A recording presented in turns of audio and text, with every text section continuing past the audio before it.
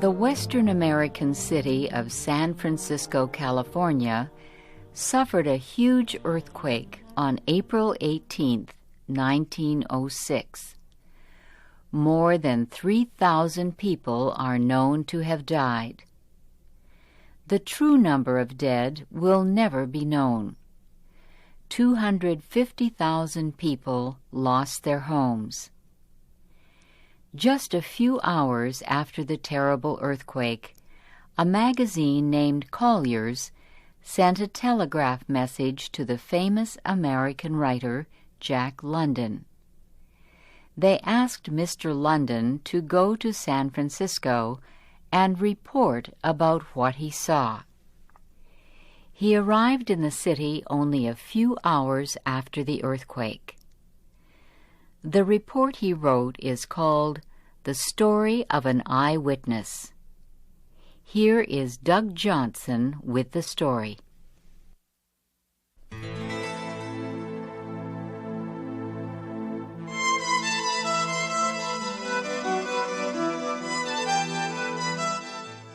Not in history has a modern city been so completely destroyed. San Francisco is gone. Nothing remains of it but memories and a few homes that were near the edge of the city. Its industrial area is gone. Its business area is gone. Its social and living areas are gone. The factories, great stores and newspaper buildings, the hotels, and the huge homes of the very rich are all gone. Within minutes of the earthquake, the fires began. Within an hour, a huge tower of smoke caused by the fires could be seen 100 miles away, and for 3 days and nights, this huge fire moved in the sky, reddening the sun, darkening the day, and filling the land with smoke. There was no opposing the flames. There was no organization, no communication.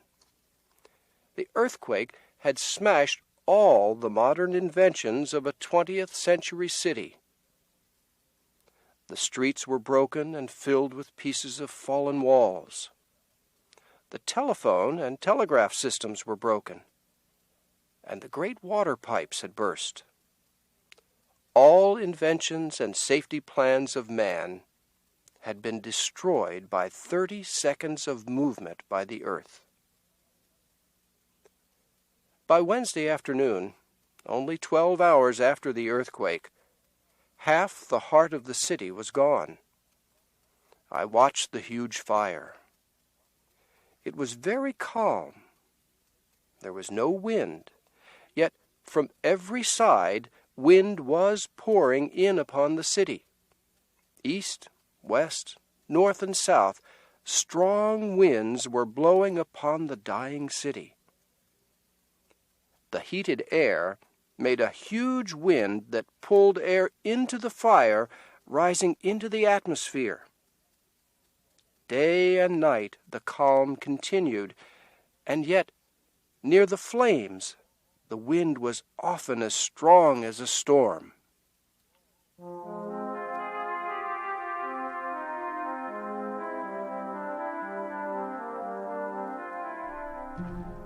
There was no water to fight the fire. Firefighters decided to use explosives to destroy buildings in its path.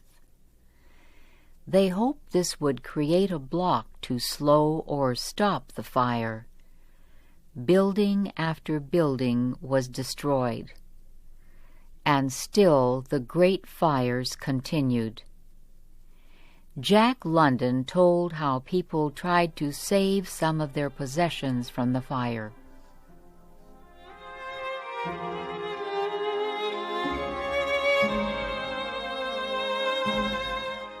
Wednesday night, the whole city crashed and roared into ruin, yet the city was quiet. There were no crowds. There was no shouting and yelling. There was no disorder.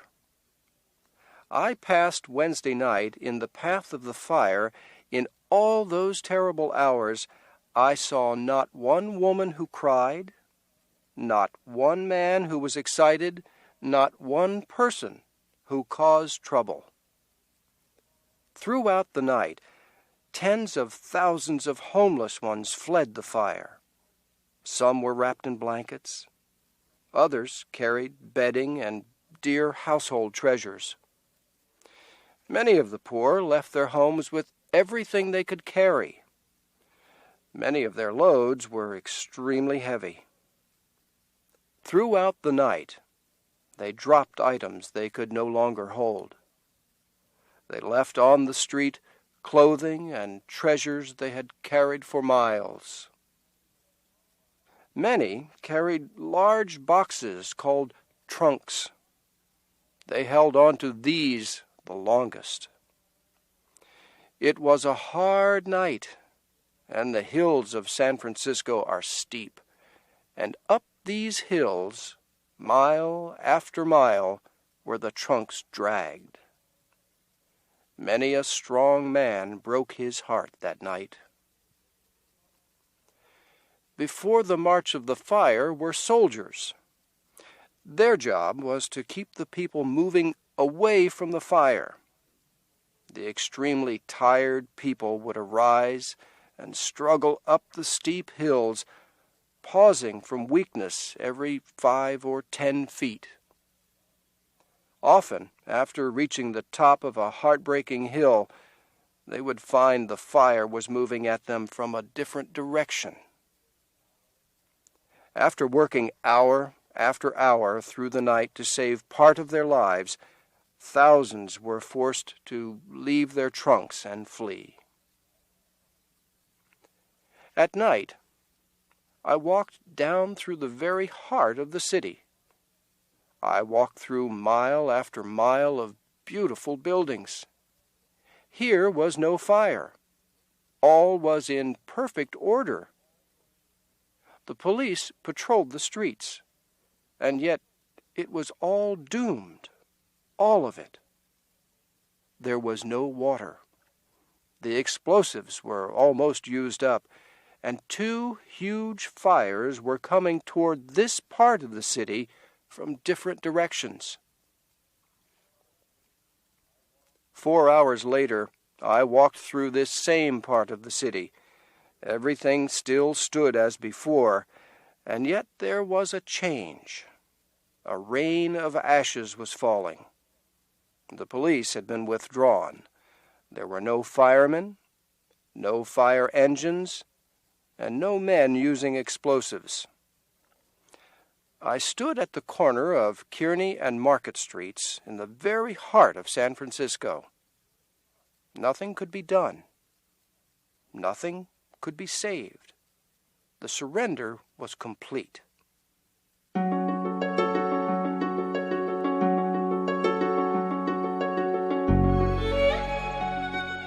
It was impossible to guess where the fire would move next. In the early evening, I passed through Union Square. It was packed with refugees. Thousands of them had gone to bed on the grass. Government tents had been set up. Food was being cooked, and the refugees were lining up for free meals. Late that night, I passed Union Square again. 3 sides of the square were in flames. The square with mountains of trunks was deserted. The troops, refugees, and all had retreated.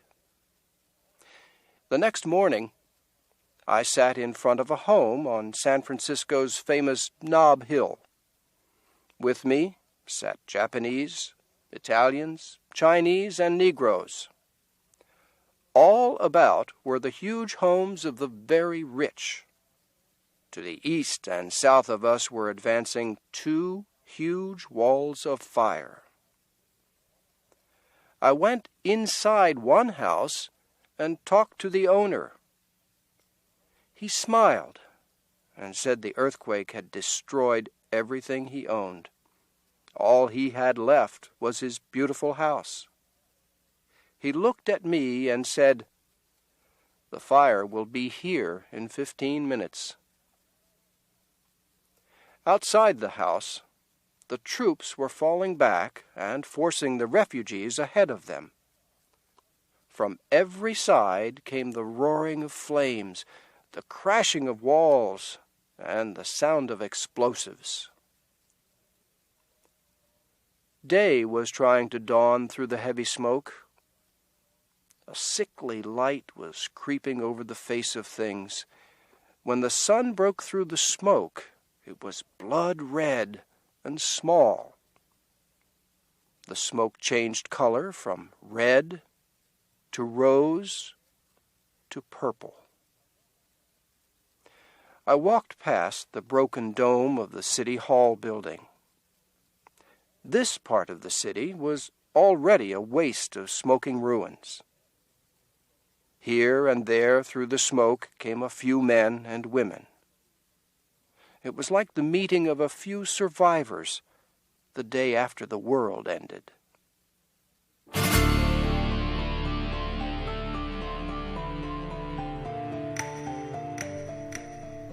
The huge fires continued to burn on.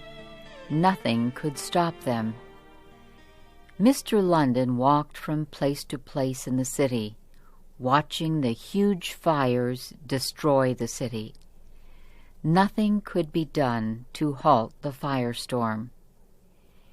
In the end, the fire went out by itself because there was nothing left to burn. Jack London finishes his story.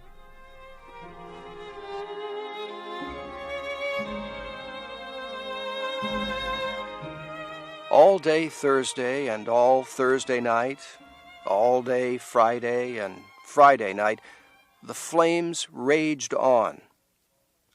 Friday night saw the huge fires finally conquered, but not before the fires had swept 3/4 of a mile of docks and storehouses on the waterfront.